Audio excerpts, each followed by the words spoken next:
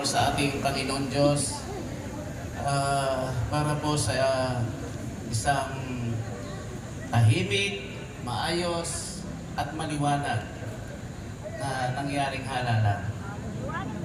Nagsalita na po ang taong bayan, tama na po yun.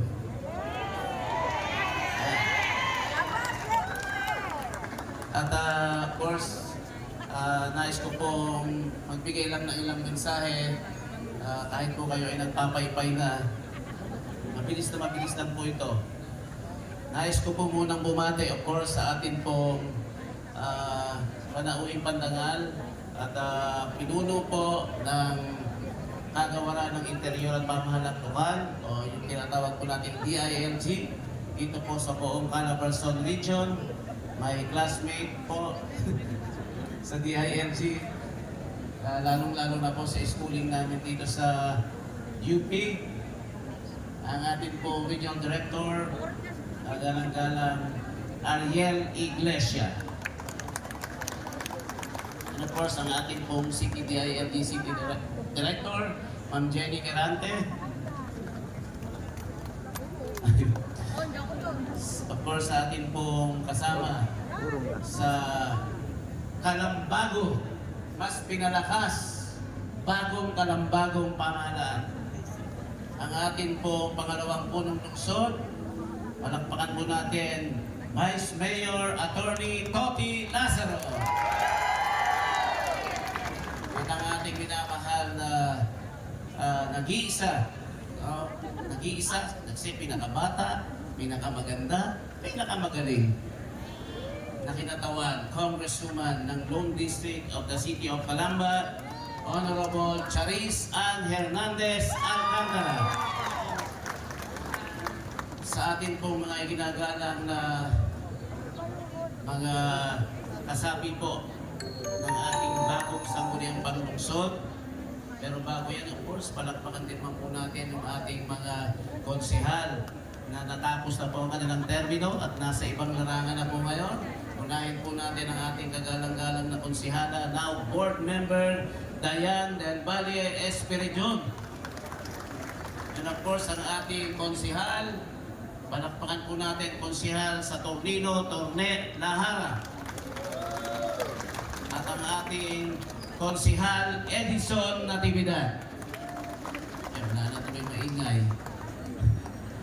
At ang atin pong mga kasama ngayon, of course, not in order, isa-isahin ko na lang po, Konsihal Arby Mangia. Of course, ang atin pong kaibigan, Konsihal Moises Morales. Konsihal Carlo Lazaro.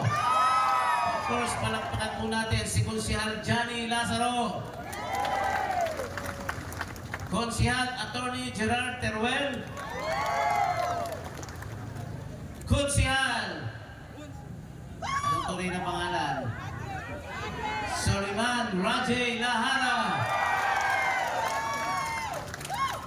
Konsihal Papa P. Pio Di Mapinis. Konsihal Doreen May Cabrera Silva. Of course, Konsihal Joselito Jojo Katindig. Konsihal Maria Catrina Silva Evangelista. Konsihal Lian Aldame Cortez. Konsihal okay na to, Attorney Porcing Uruga. Of course, wala man po dito at may session pa po sa Sangguniang Panlalawigan, last session and turnover.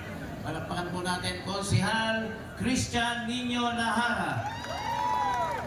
At ang ating ABC President, Kapitan Konsihal Eddie Silva. Ayan, naalala po si Konsihal Edison. At siyempre po ang ating mga minamahal na mga punong barangays, palakpakan po natin. Tayo nga po kayo. Kaya kaway-kaway po tayo sa kanila. At mamaya meron po tayong dalawang bagong kapitan na panunumpain po dito. So, ang ating pong SK Federation President, palakpakan po natin si Konsihal Rally Bustria. atin pong mga department heads, tayo po kayo, kaway-kaway. Ayan, headed by our City Administrator, Sir Johnny Pamuspusan. Sa atin pong kinatawan ng Department of Education po dito sa City of Calamba. Nandito pa po ba kayo? Department of Education. Ayun, headed by Dr. Myrtle Evardome. At ang ating Bureau of Fire Protection,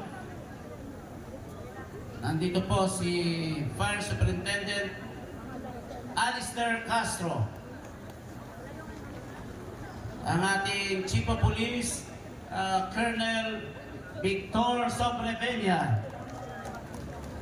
Ang ating pong BJMP Head, si Superintendent Adelaida Taborada.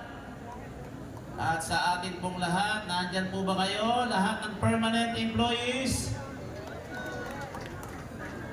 O konti? 1,200 kayo. Permanent employees. COS. Mahigit din kayong 1,000. Job orders!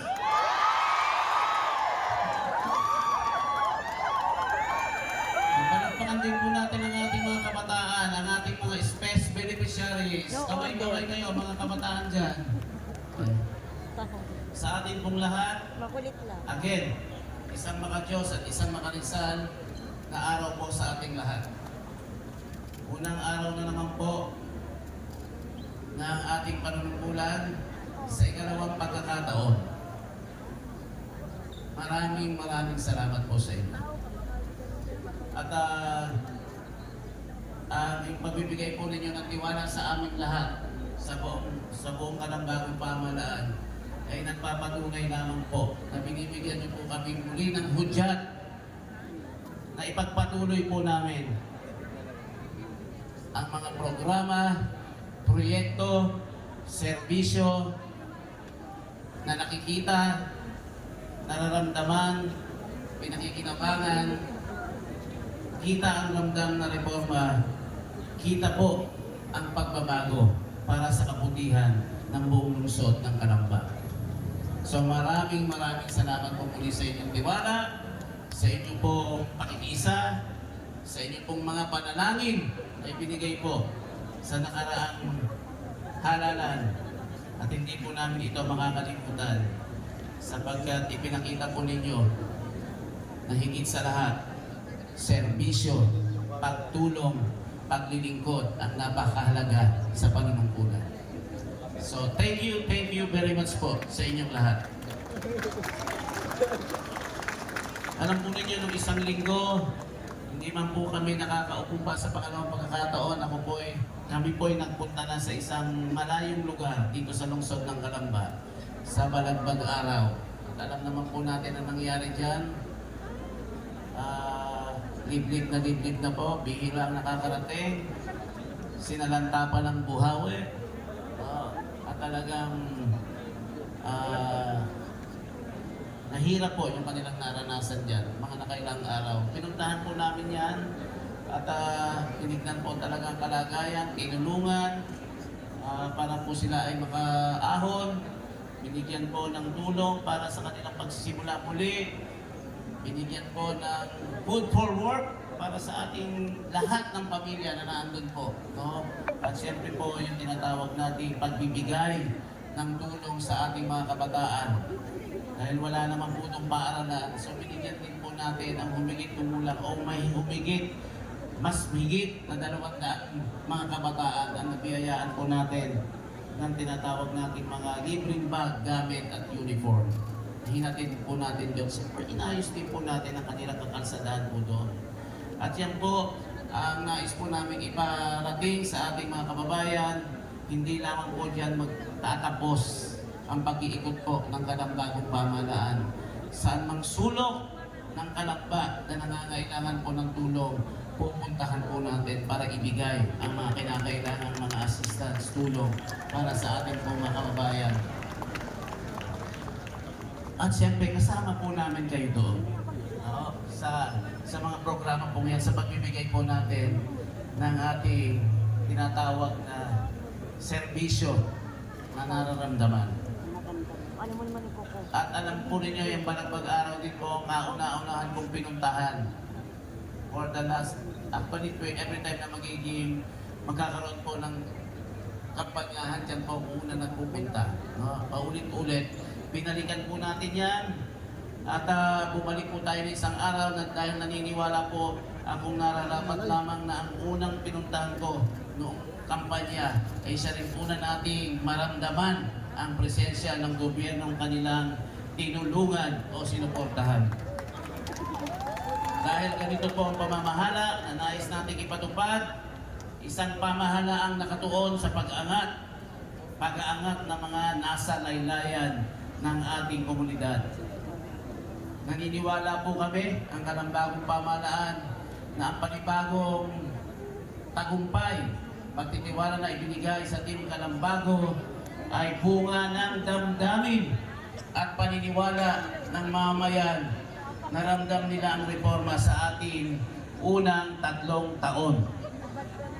Ramdam nila ang gobyernong nakikinig sa mga hinaing, pamahalaang may malasakit at gobyernong batid na ang kapangyarihan ay laging nakasalig sa tiwala ng taong bayan. At dahil po sa tiwalang muli ninyo ipinagkaloob sa amin, lalo na po sa inyong lingkod, taos-puso po ang aming pasasalamat. Ang panibagong mandato pong ito ay hindi lamang pagkilala, kundi paalala na higit naming dapat pagbutihin ang aming paglilingkod. Sa nagdaang pong 3 taon, napatunayan natin kaya nating hulmahin ang pamahalaan ayon sa kagustuhan at pangangailangan ng mamamayan. Sa kalusugan, edukasyon, serbisyong panlipunan, infrastruktura, mga programang inklusibo para sa ating mga persons with disabilities, sa ating mga senior citizens, sa ating mga kababaihan, solo parents, naandun ang ating pagkilos at pagpupunyaging maramdaman ng masang Kalampeño na may mapamahalaan silang mapagkalinga at mapagkakatiwalaan. Ngunit hindi ko po itinatanggi may mga lugar pa rin gaya ng Sitio Balagbag Araw at hanggat may ganitong mga lugar sa gitna ng isang pinagpalang lungsod gaya ng Kalamba, patuloy po tayong aakuin ang moral at makataong tungkulin na dalhin ang pamahalaan sa mamamayan at ang kapangyarihan ng mamamayan pabalik sa pamahalaan. Tuto pa rin po namin ito, of course, sa tulong po ng ating pamahalaan, sa tulong po ng ating Panginoon Diyos at ng mga sektor na katuwang natin mula nang akuin natin ang pag-abot sa pinapangarap nating tagumpay. Kaunti na lang po ito, pero sa Lunes po, ilalahad po natin ang ating panibagong plataforma na nakahanda na po ito sa inaugural session ng ating Sangguniang Panglungsod upang ilahad at hingin ang suporta, pakikiisa ng Sangguniang Panglungsod sa mga programang ating ihahain. Natunghayan po ninyong simbolikong pagtanggap ko ng susi ng lungsod at sa mga dokumentong naglalaman ng mga planong pangkaunlaran ay isa pong hudyat na ang mga konkreto pong balangkas para sa mga susunod na 3 taon ay nakalatak na at isa sa katuparan po natin.